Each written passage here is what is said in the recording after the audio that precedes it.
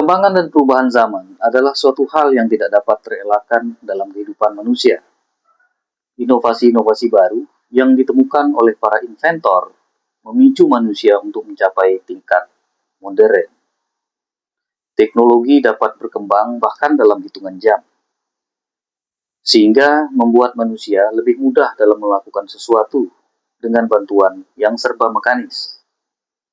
Di tengah hiruk-pikuk modernitas ini, maka ada entitas lain yang hanya menjadi penonton. Salah satunya adalah komunitas adat masyarakat Sakai.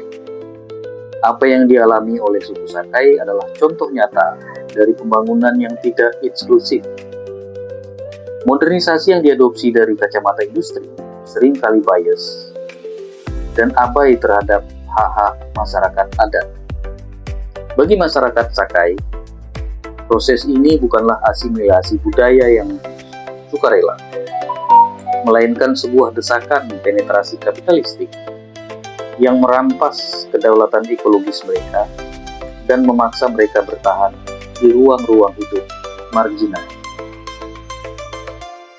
Masyarakat Sakai dapat dibagi ke dalam beberapa hal pada perubahan masyarakat suku Sakai itu sendiri.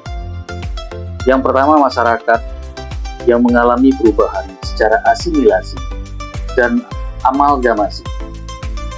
Kemudian yang kedua, masyarakat yang beradaptasi secara teknologi dan mekanis untuk menopang kemudahan hidup mereka, namun tanpa meninggalkan pola adat dan kebudayaan yang melekat dalam diri mereka secara turun-temurun. Dunia modern memang tidak dapat dielakkan, tetapi masih ada nilai spiritual yang masih melekat pada diri mereka dan masih relevan dengan kondisi kehidupan pada hari ini. Krisis ekologis juga memaksa terjadinya adaptasi teknologi yang tragis. Kehilangan rotan, kayu yang berkualitas memaksa suku Sakai untuk melakukan substitusi material dengan menggunakan limbah modern.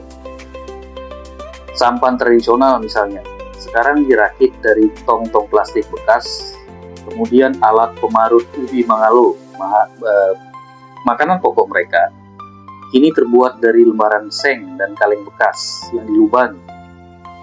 Ini bukan sekedar inovasi, melainkan bentuk resiliensi hidup di tengah kelangkaan sumber daya. Intervensi geopolitik pemerintah melalui proyek pemukiman kembali pada masa Orde Baru secara paksa mengubah pola hidup nomaden mereka menjadi hidup menetap. Mobilitas geografis yang terhenti ini memicu amalgamasi, yaitu pernikahan silang dengan suku pendatang dari luar daerah mereka.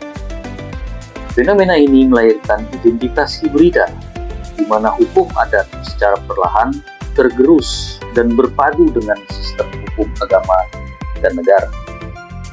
Jika pola ini terus dibiarkan, kita tidak hanya sedang menyaksikan hilangnya sebuah ekosistem, melainkan kepunahan perlahan dari sebuah peradaban manusia.